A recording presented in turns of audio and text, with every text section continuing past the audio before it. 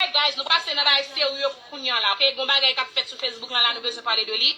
M'brale les business partner moi, my baby Flo, my boo, my sweetheart, my pumpkin pie, my juicy bear. What else? Everything. Let me call you baby.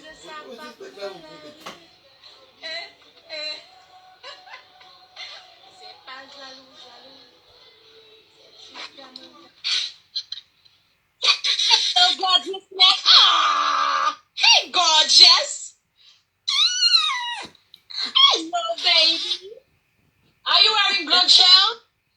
Are you wearing blood shell? Oh. So, Florance, that's so not fair. Guys, ma konsi nou kon sa nap discontinue couleur rouge là. So, m'ta do di ou ete 50 na 50 ma kembe 2 pour moi because that's my favorite lipstick.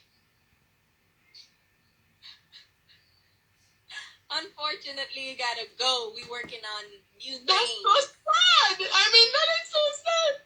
M'ta chou kilot pou m'siège tamwe. Maison kilot tamwe. M'bagay women, simdagi on my point. I need to find a Mom said don't sleep. I need to find a kilot.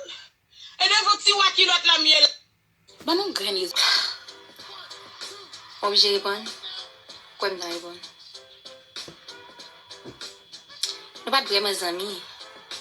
C'était un simple employé.